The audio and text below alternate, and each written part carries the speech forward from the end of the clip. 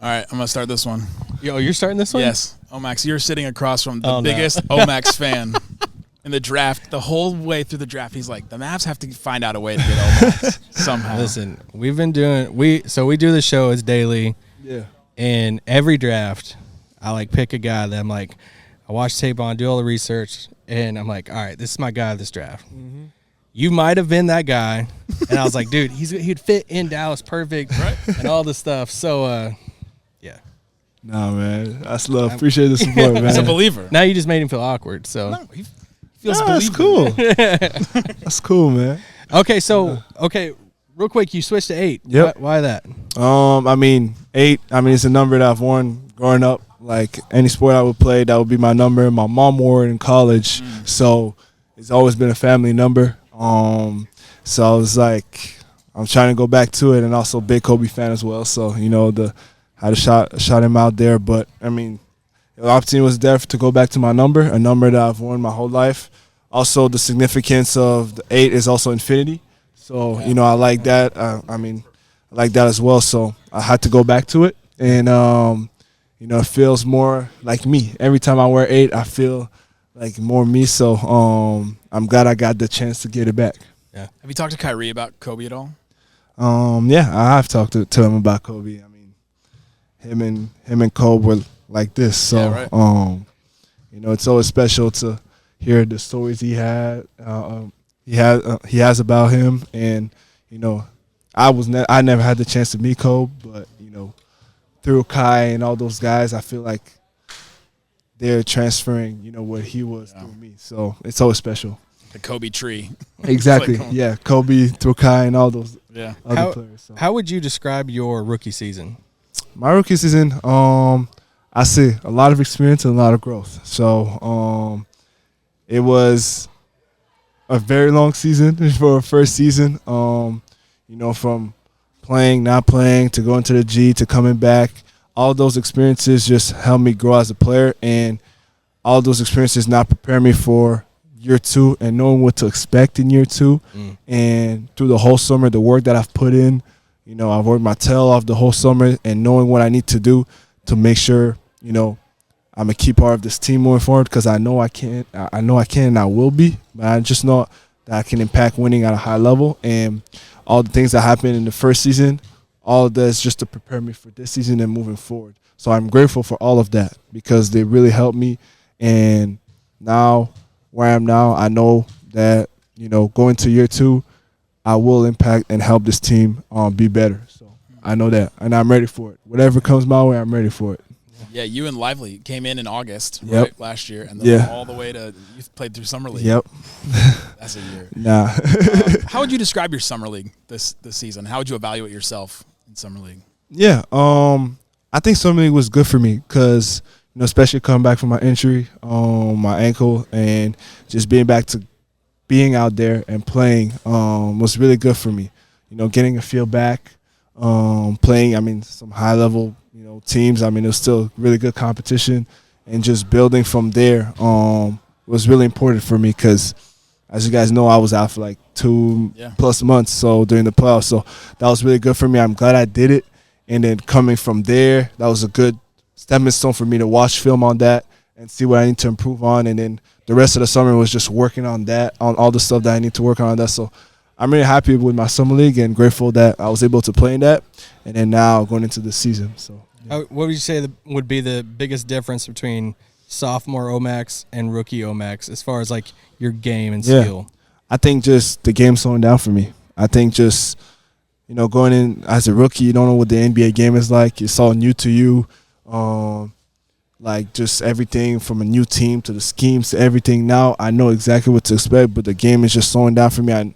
I feel like I could read the game better. I'm improved a lot with my ball handling. Worked a lot with, Sham got on the team. I've been working a lot with him on that, and just, consistency in my shooting. But also I feel like I've gotten a lot stronger, and just physically I could just stay in front of people better, hold my own better, especially as guys are older and stronger than me. Last year coming in, it's like, okay, you're getting pushed around a little bit, from college to the NBA is different. Now okay, I lifted a lot, I got stronger, and now I feel like whatever position I'm put in, whatever my role is for this year, I'm ready to step in and be that for this team. So, yeah. We've been asking everybody questions about Luka. There's been some reports that it's not fun to be Luka's teammate.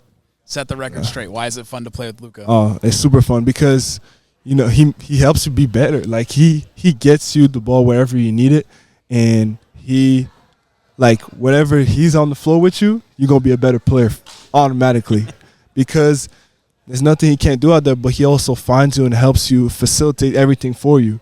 Like, you're in the corner, you're open, he going to find you. You cutting, he going to see you. So whatever you do out there, if he facilitates your game, you don't have to work as hard to get what you need out there.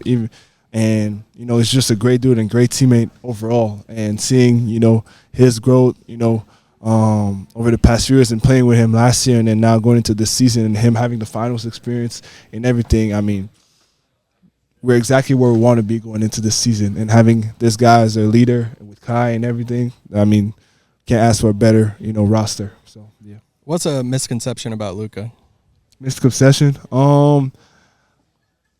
I just think because he is he brings a lot of energy and is very amped up in games. Like, sometimes people see it as bad, but he just cares about winning so much. Yeah. Like, he's just a big-time winner. He wants to win so much. And then when the fans and people see it, all those emotions in the game, they say, oh, he's a bad guy, he's a bad teammate. Nah, he just cares so much about his team and winning in general that Luka off the court, he's a great dude. He wants the best for all of us, and, he wants to help us succeed. So sometimes when your competitive nature comes out, people see it as a bad thing, but actually over in the grand scheme of things, it's a really, really good thing to have. So, yeah. Cares.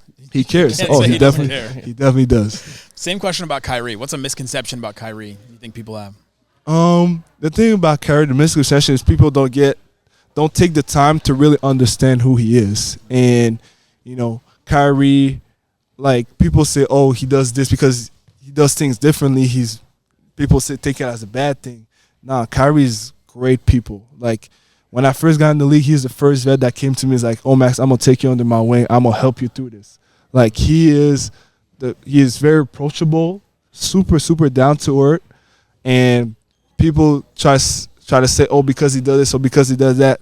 People try to, instead of understanding who he is in deep core and getting to know the guy, they're just trying to make assumptions of who he is on the surface, where you really got to get to know him to know what kind of person he is. And, I think just seeing from the outside, in the past few years, people just comment on stuff about him without really knowing his story and his upbringing and everything behind it. And now they're trying to say stuff. But nah, bro, get to know the guy first. And then you understand why he does certain things. And then you understand he really is a good dude down really deeply. So, man, I love Kai. So, yeah. All right, last question. You get asked a ton of questions on days like today. Mm-hmm. Turn it back to you. What question would you have for us? What question would I have for you guys? We represent Mavs media in general. I know. It could be media. It could be us. It could be about anything. About you. Let me ask you guys this. Here we go. Why do you guys do what you do? What is the purpose?